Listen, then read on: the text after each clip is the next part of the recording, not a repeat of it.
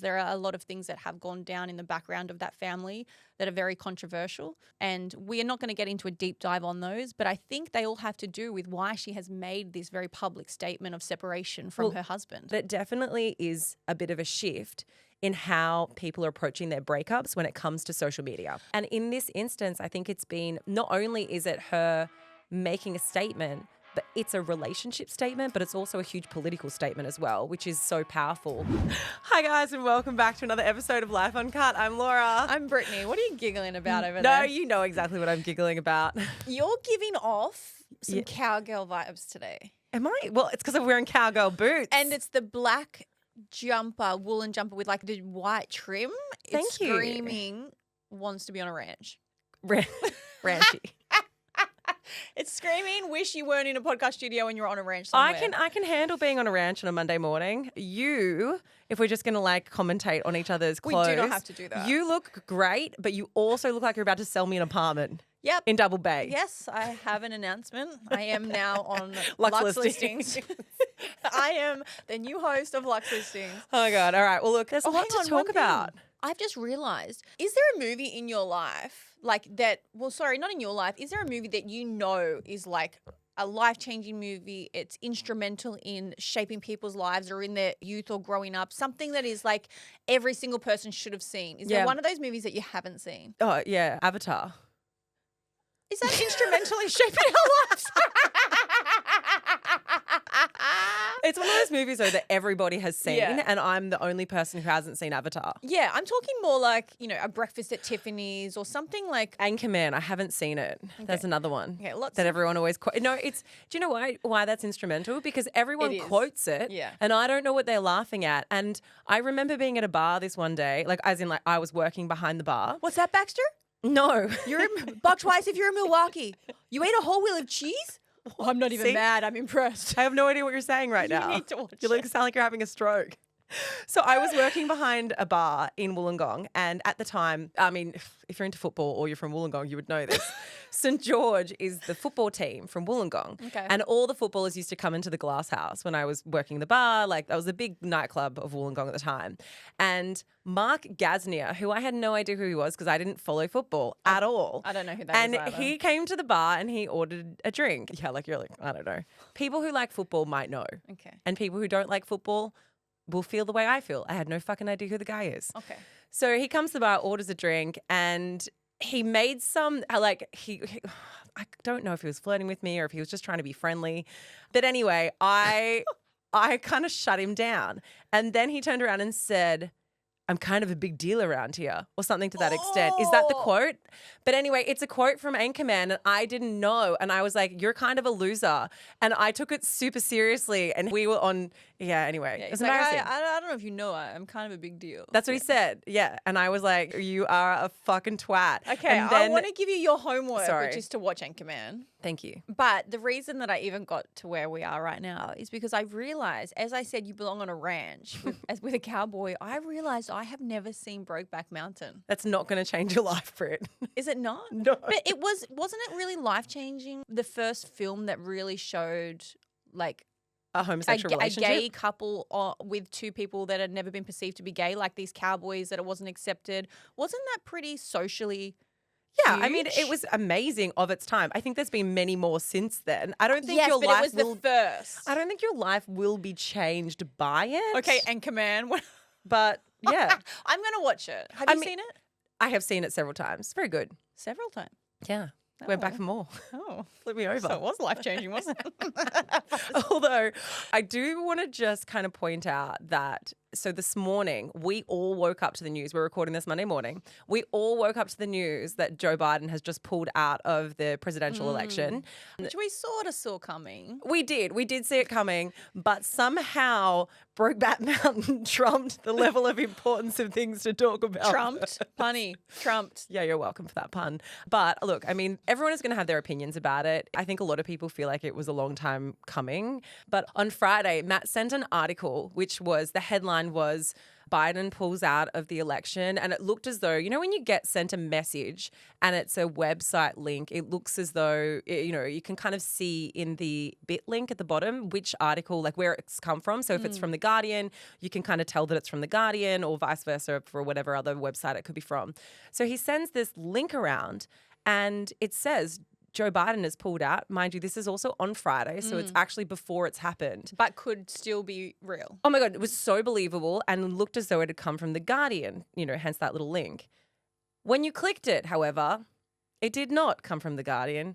It was a picture of a massive black penis. Very mature man. That's what he sent me. But the problem is I didn't click the link, and I did what you should never do. I only read the headline. And then I went out for dinner that night with you guys and also with the team from Mamma Mia. And I was like, hey, what about Joe Biden pulling out of the presidential election? Yes. And everyone looked at me like I was a fucking idiot. We were like, no, that hasn't happened. You were like, yes, it has. I read it today. I was like, look at this Mia link. Friedman was like, no, that hasn't happened yet. But what was funny was it was a social dinner, but the whole team, as soon as Laura said it, I've never seen them act so fast because they report the news. They were all on their phones being like, search it. And I could just see Mia's brain working overtime. Get the link. She was like, how did we not get that fucking thing up on Instagram? So funny. Actually, we got so many messages about that too. So many people were like, what is this? What's going on? Like, I didn't know that you guys were, you know, is this what the crossover that we didn't know we needed? We're just friends with Mamma Mia. Like, we're friends with the team. We had a beautiful social dinner. They're incredible. But I had a lot of people thinking there were like some conspiracy theories going on. I think that's the thing that's so nice about the world of podcasting. And like, I mean, firstly, let's just wrap up the Joe Biden thing. Oh, yeah. Joe Biden what has a big black dick. What I was trying to establish is that there's a reason why you guys don't come to us for politics. Yeah. And it's because, I mean, I would like to say that I do read more than the headline normally. But in that instance, I did just read a headline and then I looked like an ass. But the thing that I think is so amazing about podcasting is that so many of us are friends. Like, even though we compete with each other, it's all such friendly competition in terms of Mamma Mia and also like Shameless. Like, we all are so supportive of each other. And I think that that is one of the things that I am the most proud of around the podcasting industry is how much so many of these female-led podcasts lift each other up and support each other, even though we compete for downloads. I think a lot of people would be shocked to know that like Shameless, Mamma Mia and Life Uncut are in a group chat. Like, a WhatsApp group chat. We talk, we congratulate, some of the shit we send each other, we congratulate each other when the time comes or it needs to be, or we reach out to each other to see if we're all doing okay if something negative has happened. Like, it's a really beautiful little, sometimes very funny group chat, and it's amazing. The other thing is when you work in an industry like podcasting, or even when you run your own business, often you work in a silo. So you don't have the opportunity of bouncing things off each other like so many other people get to in different industries. So it's a very, very cool thing that Mamma Mia, Shameless, and ourselves are able to do that. I think it's something that I really enjoy. And every time they have a win or they have a success, everybody rallies around each other and is so happy for the other person. You know, anytime that Shameless has smashed it in the podcast charts, the group chat is always like, oh my God, like so good. Congratulations. As much as I say compete for downloads. Yeah, but then we'll also be like, go on holiday now. Fuck you on holiday. Like, it's very friendly. No, but it's great. It really is. But anyway, I don't know how we got here, but here we are. Well, it's just, I think, I don't know how we got here either. Sorry. We went to Brokeback Mountain and we got here. Joe Biden and then, Joe Biden's black the dick. WhatsApp group chat. No, but it's, I guess what the way to wrap this chat is, what we want to say is there's so much room for more than one woman or one team of women in any industry. Like, there is enough of the pie to go around, and it'd be nice to create an environment or continue creating an environment where people know that. Yeah, and I think that's probably why it's so important to talk about it, because often, especially in media, they love to pit women against each other. They love to make out that any industry that's predominantly women is a catty industry where people are not supportive of each other. And in our experience, it has been nothing but the case that people have been so supportive, literally from day dot. The most unsupportive people are the media. Yeah. Anyway, look, I wanted to tell you guys something that happened to me on the weekend because I feel like I'm not in the wrong here. But you sent a big black dick around. You're in the wrong. Yeah, that was wrong. But no, like something else that happened. It has to do with my neighbor, just friendly neighbor wars. So I live next door to two very elderly women, right? Both my neighbors are super elderly. One of them I see very rarely. Like she stays in her house most of the time. I know that she had been really unwell a couple of months back. And when I did last see her, she told us that basically the people at the hospital wanted her to go into assisted living. She refused to go into assisted living. So she's still living independently. Her son comes and visits her like once every week or 2 weeks or whatever. Right. But she's pretty much just on her own next door. So we try and keep an eye out for her and, you know, do our best to make sure that she's okay. Look for signs of life. And I know that sounds grim, but it's kind of the truth. Is this the same neighbor that complained about you having your bathroom light on? No, that's another neighbor. That's, that's the other side. Okay. This is the neighbor, like we live in a duplex. So this is a neighbor that we share a wall with, right? Okay. So we know that she's okay because we can hear Scuffling around. No, her TV, she blasts it. And we have thin walls. She always says to me like, oh, you know, I can hear everything that your children are doing next door. I'm like, I know, I can hear them all the time too, unfortunately. Sorry about that. So on Friday night, I get home from work at like 5 p.m. and I notice that her groceries are on the doorstep, which is so unusual for her because you got to think like when you're elderly and you don't leave your house very often, getting a grocery delivery is a big deal. Like you know that your groceries are coming. It's not something that you can just forget about because you've been out and you've been busy. So I go home 5 o'clock, groceries are there. And I mentioned it to Matt and he's like, yeah, they've been there all day. And I was like, oh, that makes me feel weird. Anyway, 8 o'clock, stuck my head out, groceries were still there. So, you know, I banged on the door. She didn't answer the door. And I was like, oh, I feel really uncomfortable by this. Yeah, you know she doesn't just pop out all the time. No. Yeah. 10 o'clock, groceries still at the door. Well, yeah, fair. I think if they're there at 10, they're probably going to stay the night. I think, yeah, these groceries are settled in. And it's like I'm talking like a full shop of groceries, not like one little bag from Uber Eats. I'm talking, this is like her week's worth of groceries. So I tried, like Matt and I had been intermittently knocking for like over that hour. So she hadn't answered the door. And I was like, I feel like she would be inside. Like, where's she going to go? She's not left. She's not gone anywhere.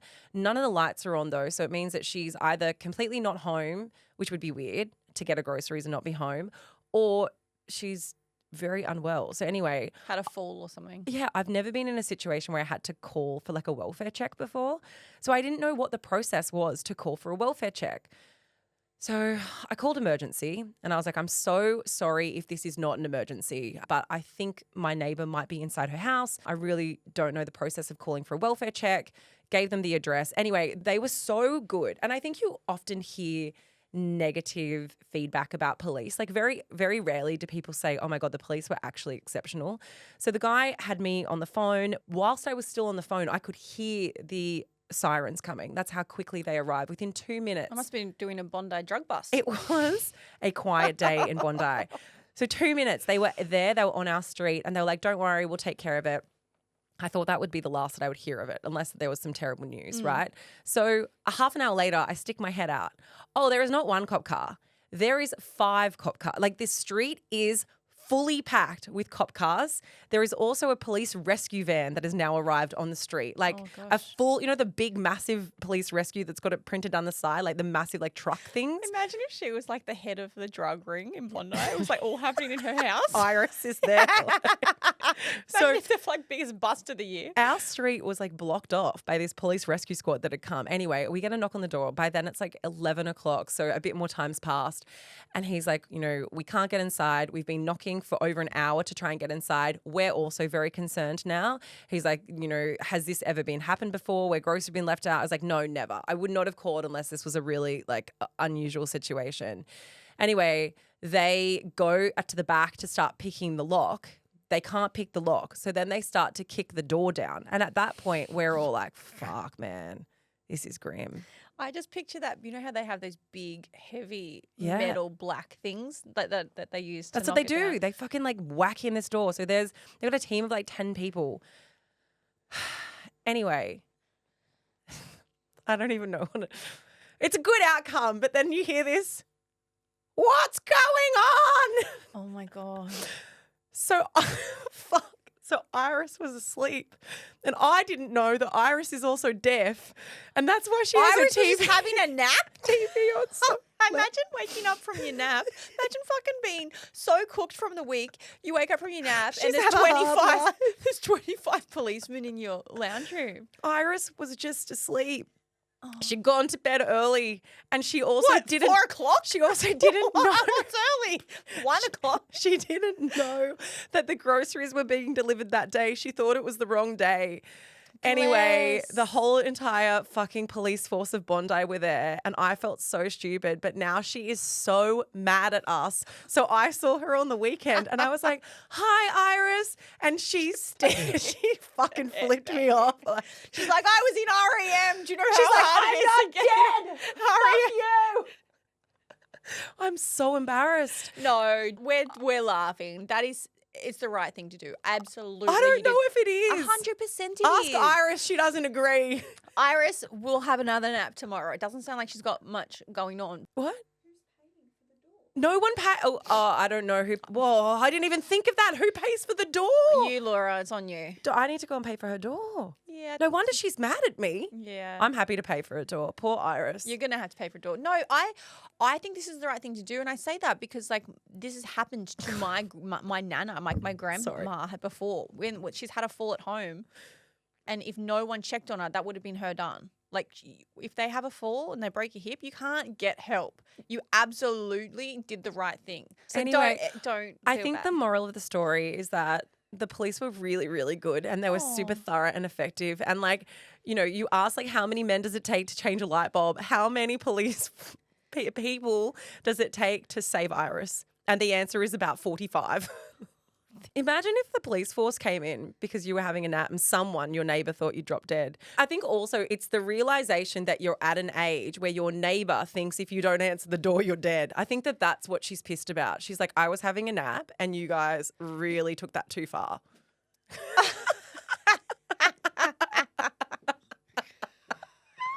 Over the last week, we have seen numerous amounts of very public breakup happening online. The reason we're seeing them online is because the people themselves that are doing the breaking up are posting them online. It's become this real trend of if you want to end your relationship, like it has to be a public statement. Well, this is a conversation we've been having for a couple of weeks. And then I think it's very interesting that in the last sort of 5-6 days, there's been 2 very different events that have happened, as in breakups that have happened, that have been posted across either Instagram or TikTok. I think we have been seeing increasingly this trend of people using social media, not just to talk about their breakups, which is something that, you know, usually it's something that we exclusively see celebrities do. They talk about, we're consciously uncoupling, which is one that I know everyone is aware of. Looking at you, Gwyneth Paltrow. Yeah, their consciously uncoupled announcement. I think that that has become almost the norm and expectation that people announce their breakups if they're in the public eye.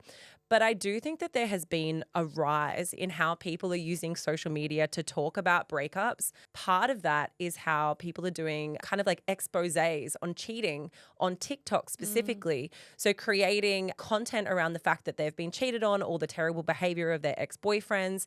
This is something that, 10 years ago or even 5 years ago was information that we would have deemed to be something that you should keep private, like it was an overshare. But now we're kind of like forging, like standard. Yeah, we're forging ahead into this space where women in particular are using social media as a way to call out horrific behavior that they've experienced. But it definitely is a bit of a shift in how people are approaching their breakups when it comes to social media. I think what has happened and what we're about to speak about, like what has happened around the world in the last week is something that has never happened before or something we've never seen in this capacity before. So the Princess of Dubai, her name is Sheikha Mahra bint Mohammed bin Rashid Al Maktoum. From here on in, we are just going to refer to her as Sheikha Mahra. She's 30 years old. She is a Dubai princess. She's the daughter of the Prime Minister and Vice President of the UAE. She's one of 26 children, so she has a lot of siblings, but that is to 6 different wives. So the Prime Minister has 6 wives, 23 grandkids. This is a huge family. Now, this is one of the wealthiest families in the world, most wealthy and the most powerful families in the world. She's also somebody who stands for strong advocacy for women, which is a very, and I can only assume, a very, very challenging thing to do when you are from this family, because by all reports, her father, as powerful as he is also someone who is deeply problematic and can be a very scary person. Well, it's interesting. She went to the UK to study international relations. She's a very loud voice for women's rights in a world where it is scary to be an advocate for women's rights. There are a lot of things that have gone down in the background of that family that are very controversial. And we are not going to get into a deep dive on those, but I think they all have to do with why she has made this very public statement of separation from her husband. So let's talk about the separation post. She posted one frame on Instagram, like on the grid, that said, "Dear husband, as you are occupied with other companions, I hereby declare our divorce. I divorce you, and I divorce you." When I first saw it, I was like, oh, how funny. She's really doubling down on the divorce, because I had never heard of something called triple talaq. So if you are not aware with what triple talaq is, it is I would say controversial, because it has been banned in many places, but it's a controversial Islamic practice. It allows the husband to divorce his wife by saying, "I divorce you," 3 times. The reason why this is so powerful is it is not a process that is employed by women or able to be used by women. Unless it's almost like a prenup. In some conditions, women can include a clause in their marriage contracts that basically allows them to utilize this triple talaq to instigate a divorce. However, without that clause, women do not have the same right to pronounce talaq as men. So in very rare cases would we see women do it. And I do wonder if, being from the royal family and such a powerful family, maybe it was written into her contract. But even so, even if triple talaq was written into her marital contract, I mean, I want to be really careful with this, because this is not a culture that I am deeply familiar with. So I think we are trying to tread careful ground in having this conversation. Or approving of, or that we agree with. And I'm happy to make that statement. I'm happy to say women, I think, should be allowed to divorce a man if they want to, but it's not the world that we live in. Yeah, and I think also on this, that's why there has to be a lot of care taken. We don't want to give any information that's incorrect. But even if it was in a exceptional case that a woman had the ability to call in triple talaq and say, "I divorce you," over multiple, occasions, to be able to initiate divorce with her husband, I do not think that would be via a public social media post, because the humiliation that is ingrained in that, it is a statement. It is her saying to her husband, "I will not put up with this behavior, and I will make it known that you are somebody who is beneath me in this moment." And that's what that statement does. That's what that post is. And I think it's so interesting, because we see the way that people use social media to get retribution, I think, for cheating, or get retribution for their relationships not turning out the way that they expected them to, or for the person that they're married to not upholding the contract that they've made for each other. And in this instance, I think it's been, not only is it her making a statement, but it's a relationship statement, but it's also a huge political statement as well, which is so powerful. The other statement that she made here, and just to give you the timeline, so in March 2023, they got engaged. In May, so just 2 months later, they got married. That went into June, and then in May, 1 year later, they had their first daughter. So that's not that long ago. So May this year, she had put up a photo that said, "Just the 3 of us." And now, when she's split, she's wiped him. Not only she made this divorce statement, but she wiped him from Instagram, which we see all too often. And she posted a photo of just her and her newborn baby and said, "Just the 2 of us." So really doubling down on that statement of like, you're out of my life completely, making a public statement, making a subliminal statement to the world. But it's a really brave thing that she's done, and it shouldn't be brave. But in the world that she lives in, it is. To take that power back and try and have some semblance of control in a world that she probably doesn't usually have that much control in, I take my hat off to her. Yeah, and there's a lot of articles that are circulating at the moment around how empowering it is, what she has done, and the statement that is being made. But also when we were discussing it, we were like, it also is kind of frightening what that could mean for her, especially within a family where women don't have the same agency, but also aren't able to make public statements that haven't been vetted, for keeping up appearances. And I can only assume that there is many rules and regulations that a royal would need to abide by. And the big question is has she or will she put herself in any danger by making this powerful stance? Yeah, and the other thing here is to think about, is her husband, who she's divorcing, isn't just a regular Joe Blow either. Like, he's also part of a royal family, which I'm assuming comes with just as much control. And I can't imagine the embarrassment that that family is probably feeling right now. So as much as the world is celebrating her and being like, yes, you take your agency, you take your Queen. power, it's a scary thought too about what repercussions could happen. Yeah. In complete contrast to this, on the very same day, there was another public breakup that happened across social media, and that was that of Maya Jama and Stormzy. Now, if you don't know who they are, he is a British rapper and she is the host of Love Island UK. And I would say that globally, people have loved their relationship and absolutely shipped them as a couple. They've been on and off for the past 5 years, but for the past year, well, almost a year, they have seemed very solid and they give real mum and dad goals. Like, people have loved them as a couple. Now, I think it's so interesting, this idea of using social media as a way of announcing a breakup, because we know there is so much social pressure on people who are in the public eye to confirm or deny whether they are going through a breakup. And it almost, I think, to some people, on one hand, you have Sheikha Mahra, who is using it as a statement and as a way of being able to claim back power in a position that seems completely powerless. But on the flip side, you have people like Maya Jama and Stormzy who are using it as a way to mitigate PR. And I say that because their press statement around their breakup, which they posted on social media, was almost mocking the fact that they had to make a press statement. I just want to read you the start of this because I think that when it comes to people like uncoupling online, if you're ever going to take a leaf out of someone's book as to how to do it as two people who don't hate each other, who don't have animosity, who have clearly come to the decision together that their relationship isn't working and they're better off as friends, this is definitely the way to do it. They wrote, "We've been laughing whilst drafting this because we never ever in a million years thought that we'd be the couple announcing a breakup. But for the sake of clarity and more importantly, to allow us the space and grace that's needed for us both to be able to navigate this next bit of our lives with peace, we thought it might be best." Now, they go on to talk about how they met, how they fell in love, but just the fact that they are breaking up, but they would love to be able to do that with a bit of grace and kindness from everyone who has shipped them so hard for so long. Look, there's a part of me, in all honesty, that has always also laughed at when people have made these statements. At the exact same time, I totally get it. I understand it. And in a world where we have these parasocial relationships with people, maybe it's just an individual that we've followed for so long. Maybe it's a couple that we've followed their whole journey. I think these guys are a prime example of it. They have been on and off for a decade. Since 2014, that is when they first fell in love. So anyone... People expect it. They expect some sort of clarification. Well, anyone that's gone along the journey with somebody or a couple for that long, you do feel so invested and involved. And I can say that because there are people that I follow where you don't even think about it, right? You see them, it's not like you go on to check up on them every day, but you've seen them over the years. You know everything about their life. You see them have kids, you see them get married, whatever it is. Then one day you stop seeing someone, you stop seeing the partner.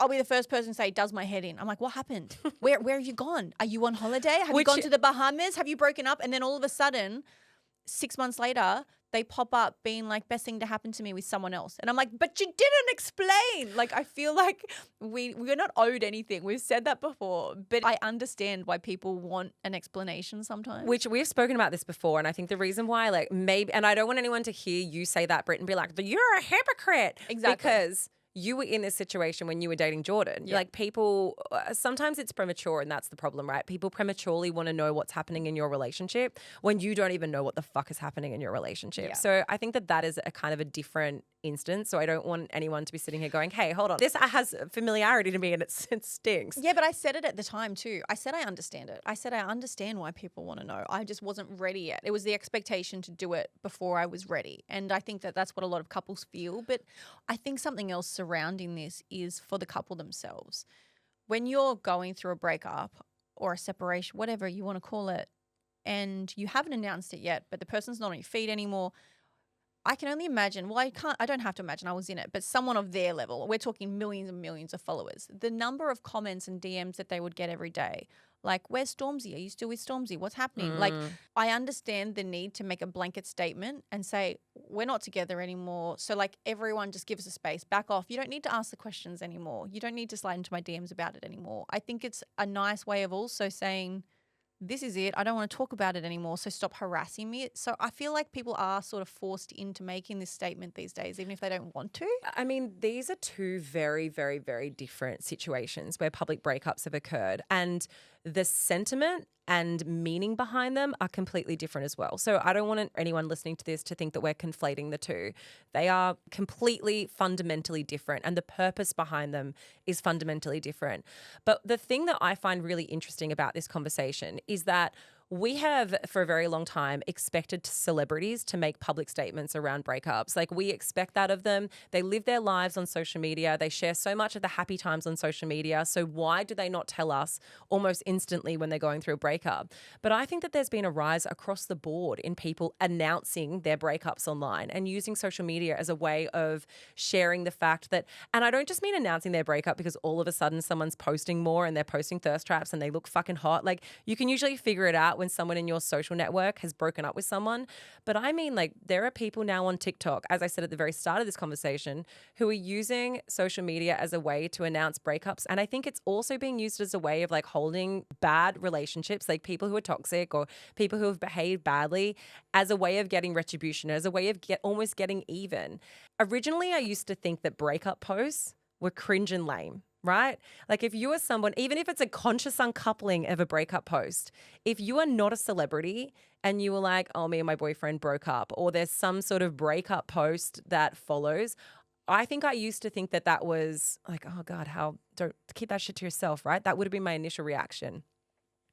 And then I was thinking about it in preparation for this conversation. And I was like, why is it that we are so quick to do the engagement post with the ring, the baby announcement? We are so quick to post on social media any relationship success highlight and share that with our friends and our family. But if we have what is deemed a relationship failure, where a relationship is a breakup, why is it that it's cringe if you were to post that to social media? And the only thing I can come to as an explanation is that we see it as a failure. We see it as something that you should be embarrassed about, or you should see it as being shameful. And so therefore you should keep that shit to yourself. Like, why do we see those things so negatively and everything else so positively? I'm for it now. Like, fucking announce your breakup. Yeah, I'm for it. A couple of reasons. One, maybe you don't want to have to go through your entire phone book and tell everyone that you know, hey, I'm not with so-and-so anymore. Like, they're not coming to Christmas anymore. I can sleep on the trundle bed. I don't need a double room. Maybe you don't want to go through every single person and tell them. Maybe you want it to be a one-off, set, forget.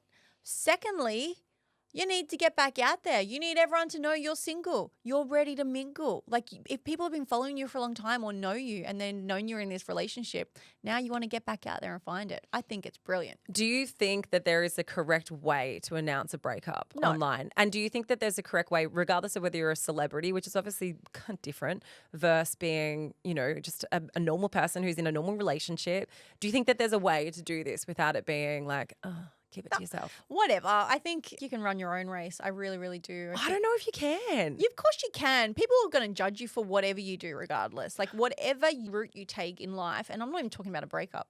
Anything you do, any move you make in any capacity, someone out there is going to judge you. So I think as long as you are happy with what you're doing and what you're saying, me personally, I am not and never will be a public shamer. Now, when I say that, I mean, like, I have people that have done horrific things to me in relationships, that have been very unfaithful, that have had double lives, whatever it is, you guys know. But I'm not the person that will take that to a public forum. If you want to do that, I understand it, but each to their own. For me, I would rather just say, hey, it ended, let's move on. But we are seeing this trend, and Laura, you were talking about it before, we're seeing this trend of people like lip syncing letters from or voice messages from their exes that they're broken up with and like really shaming them. If that's for you, then that's cool too. Yeah, but I guess for me is taking that route. And I know that we've kind of taken a bit of a segue in this conversation, but taking that route of shaming someone who cheats on you, for example, on social media, that might feel empowering in the moment. You might feel like you're getting back agency and you're also getting some sort of justice for how you've been treated. A really famous one of this is Risa Tisa, the TikTok absolute viral sensation, which was Who the Fuck Did I Marry? And this is a woman in the States who basically created a mini series around her cheating, infidelity that her partner, her husband, did to her. My only thought around this is I don't have any judgment around it. I'm like, if that's what you want to do and it floats your boat, firstly, it's going to get great engagement. People love the drama. But secondly, my question is what does that do for you in the future? Because the internet always remembers. And imagine that you then start dating someone new and they go back through your social media account and they see that you've created a mini series around your cheating ex-partner. I don't know if in the long run it actually is going to benefit the people who are doing it as much as what maybe in that moment of wanting some sort of justice, it feels as though it will. I guess my only thought around public breakups online, whether it be celebrity or whether it be any kind of public breakup, is I think that it's really important to have a lot of thought that goes into it and not do it out of anger. My only worry, going back to this conversation about Sheikha Mahra, is I would hate for someone to do something out of a feeling of spite or rage or fury that can often come in those initial big feelings that you have when you find out that someone who you love has betrayed you. Because I think, and to take this conversation full circle, for someone like Sheikha Mahra, it could be very dangerous having a public outrage in the way that she has, even though we see this as an incredibly powerful statement. Like, what could be the long-term ramifications of that? But talking about back to just like public breakups, do you understand that like if you and Matt broke up, you would pretty much have to make a statement? Like you couldn't just go on with your life and then pop up with someone else. Yeah. You would have to put something out that's like... We're never going to break up, firstly. But if we did, we would have to go the Gwyneth Paltrow conscious uncoupling route. It's the only way. You would never consciously uncouple. You would have to consciously uncouple because it's the only way to, even if something awful happened, even if he cheated on me and I hated him, right? It's the only way to have self-preservation for our kids. It's the only way to protect their relationship with their father. Because my relationship with Matt has nothing to do with their relationship with Matt. Do you know what I mean? Like, I think you can hate your ex. They could have been a horrible person to you in terms of betrayal and everything else, but they still may be a good parent. I think when it comes to having kids in the equation, it's a whole different kettle of fish. So I have a lot of respect for people who have been cheated on and who have been betrayed in marriages, but have managed to keep their shit together. And have that sort of sense of control because they want their children to still maintain a good relationship with their dad. I think that that's something that's really admirable.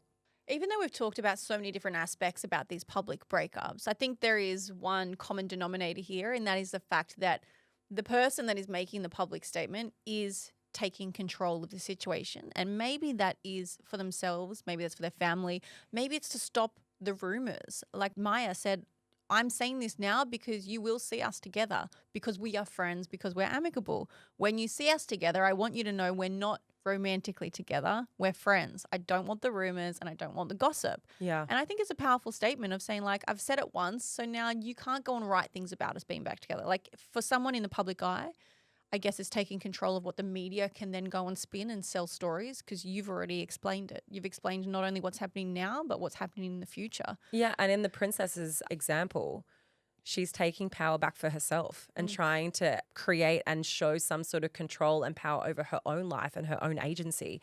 I think you're absolutely right, Britt. I think, like, regardless of how different every single scenario is for every single breakup, if somebody is putting out a public statement around their breakup, no matter what that looks like, at the very bottom of it is somebody who's trying to enact some sort of control over their life in a period where often we feel as though we have no control.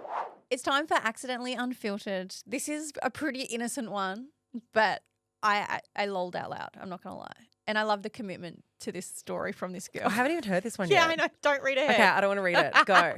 I'm unprepped. A few years ago, I was house sitting for a friend and I woke up at 2 a.m. screaming my head off in absolute agony. In retrospect, the fact that I was house sitting does not matter. Oh.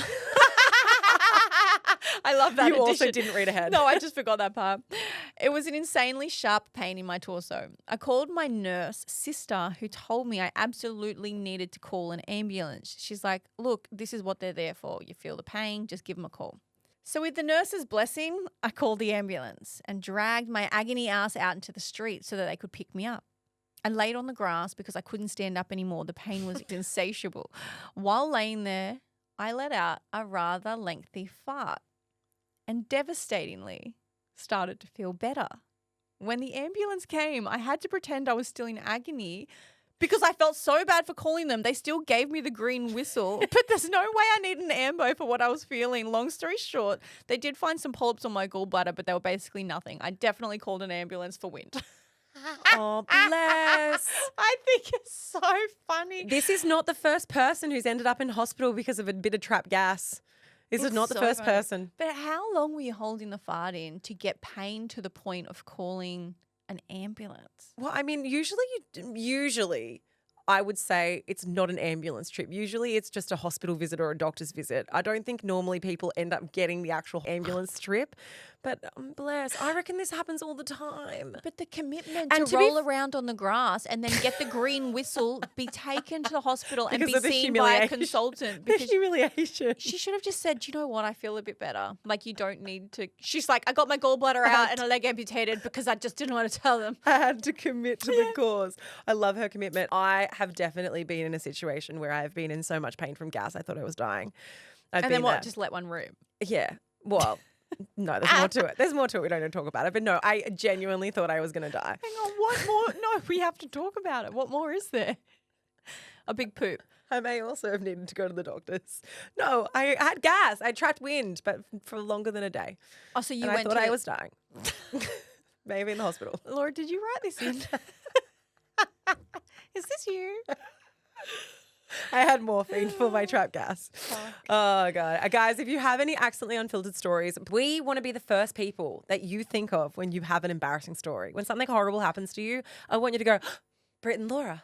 That's what I want. Absolutely. Anyway. Especially while you're sucking on that green whistle. Brittany, what is your suck for the week? So my suck and sweet are the same thing. It can't be the same thing. No, you'll understand why. So if you follow me on Instagram, you would have seen that I was trying out this new hair thing. Like, it's just like a heatless curler. It's one of those you can get It's the pillow ones. You just wrap your hair around and go to sleep. Yeah, it's like a long sausage. Sky Wheatley on I'm a Yes. Celebrity, Get Me Out of Here. She is like the icon of the hair sausage. Yep, it's a hair sausage. So It's a silk hair sausage. Sky's, I think, from memory, was like one really long sausage, but I had this one and I literally forgot I had it. I bought this online a year ago, random, put it in the bottom drawer, never tried it. Anyway, I found it when I was cleaning up yesterday and I was like, I'm going to give this a whirl tonight. But mine has 4 sausages. So like it's one connection, but 4 big flaps. You put it in the middle of your head and it just sausages down your head. I didn't watch a tutorial. I didn't know how to do it, but I knew that you just wrapped it up. You figured it out. Yeah. It's not rocket science. So my suck is the fact that it's like you have to sleep in it. So I tried to put it up on a top, not on my head, but you can still sort of feel it. It's not the most comfortable thing, but I was committed to just seeing what it was like. So you had a terrible night's sleep. That's your suck. Well, I took a sleeping tablet as well. So Great. I slept through, but you still feel it, right? It's not the most uncomfortable. I'm not going to make it sound way worse than it was. You know it's there, but I still slept. But my sweet is, holy shitballs, it was incredible. I undid it, not sponsored, don't even know the brand. Irrelevant. There's 100 long sausage things that you can get online from the hair. Like Google it, 100 brands. It's a piece of material. But I unraveled it and it was perfect. I just like ran a brush through it for 2 seconds. You came in looking like Ariel today to work. It was Little the Mermaid. biggest, most voluminous, is that the right word? Yes, Like it's the perfect. most voluminous, bouncy curls I've ever seen. To do my hair today took 3 minutes. I would have thought Delilah getting banned from every single dog school in Bondi would have been your suck for the week. That's old news. That was last yeah, week. but like it actually happened now, hasn't it? I No, thought, she's still on probation. okay. She got a really good. I got a physical report card from the dog walker. It was so funny. She writes a report card with a name and she gives them grades on different things and stuff. And it was pretty good last week. Okay, well, I'm glad that having fantastic hair is also your sweet. I just Because couldn't it does believe look it. amazing. Because it's the heat. And now that I've just lightened my hair so much, I've got to be really careful with heat. Otherwise, it'll get really dry. That's my. You know what? I just checked my DMs now. So many people are asking me about it. So this is why I'm going to say it. I do not know the brand. I'm sorry, but I cannot stress enough how many there are. Like thousands of these things online. Maybe you can find one that can also be your vibe.